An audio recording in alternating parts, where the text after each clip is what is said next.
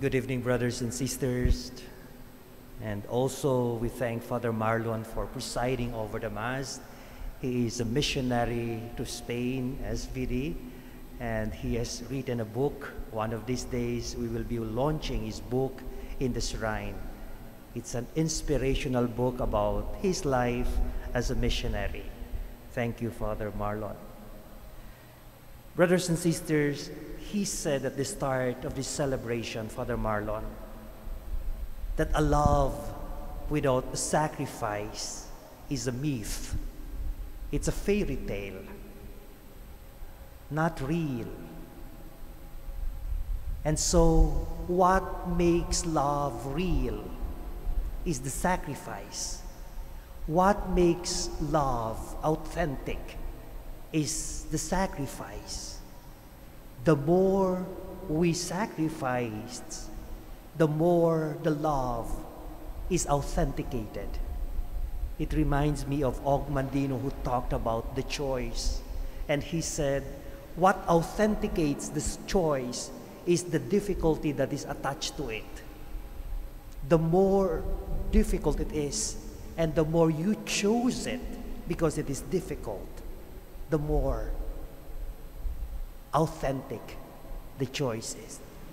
Look back to your love affair, love story, and you remember, you realize that what authenticates the love are the sacrifice together, yung pinagsamahan. And you will not trade that dahil sa pinagsamahan, dahil sa hirap, sa dinami-dami ng mga pinagsamahan, that you realize that in those difficult moments, in those sacrifices, the sacrifices, as it were, removes the superficials in the love story and brings you to your naked self, to your true self. And that is also true with Jesus. In fact, God's love to us is tempered with sacrifice. He loved us, and that love was made real because of that sacrifice. There's no doubt about the love of God. In the gospel of today, it is our turn to respond to that love of God. It is our turn to, as it were, bring to God, show to God how much we also loved Him. In the gospel, He said very clearly, and I hope you get disturbed with this invitation. He said to the apostles, as He is saying to us, "Behold, I am sending you like sheep in the midst of wolves." Really?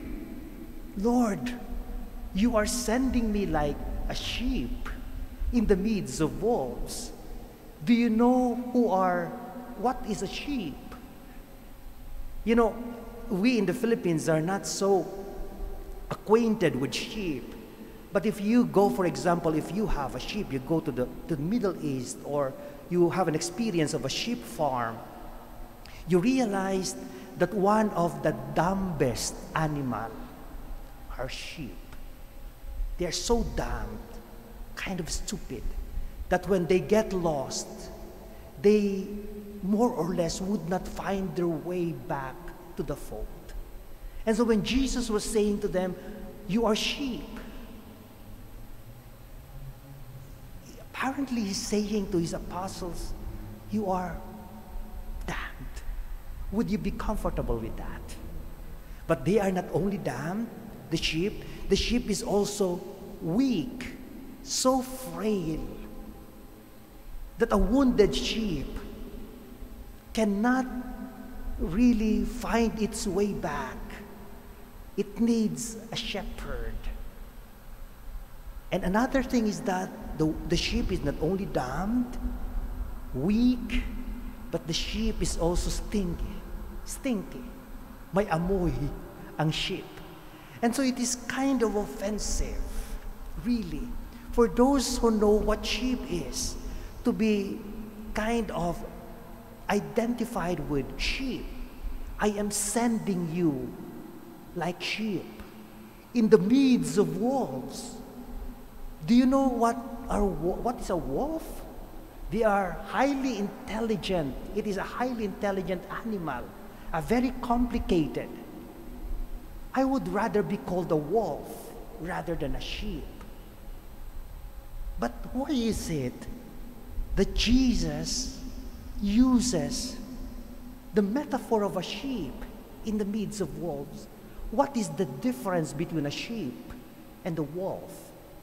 Even if the sheep is dumb, weak, and frail, and even if the wolf is highly intelligent, complicated, the sheep has a shepherd.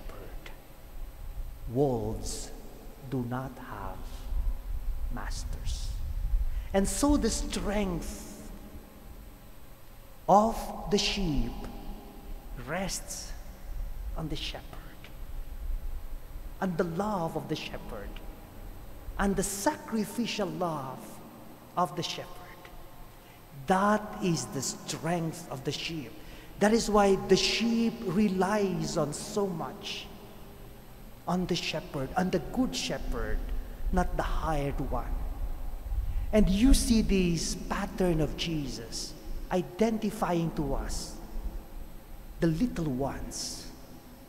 That is why we also know that Israel, in the first reading of the day, the smallest country, the one who could not be proud of anything in the midst of the superpower, is beloved by God, because Israel has a God and they rely in their God.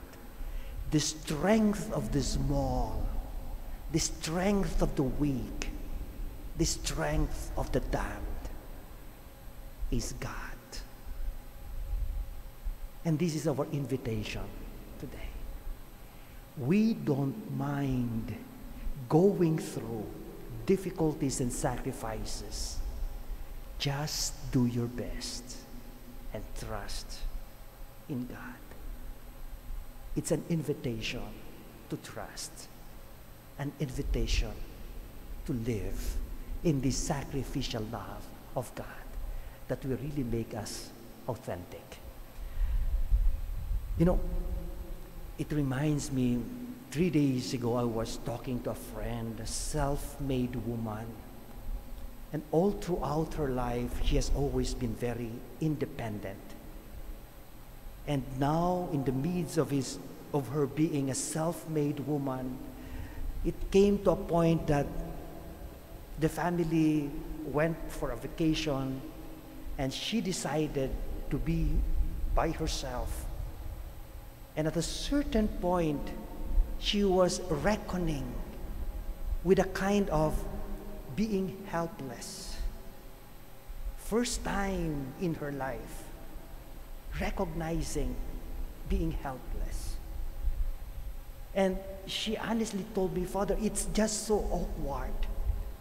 I am not comfortable with this helpless feeling." But I realized that in this helplessness, I ran to God. And going back to my experience as a self-made woman, those moments of weaknesses, raptures of cannot do anything anymore, those were the moments that he ran to God. And in those moments of running to God, God never failed her. It's the good news of today's readings. An invitation to trust in the sacrificial love of God. That love authenticated by trust and by sacrifice.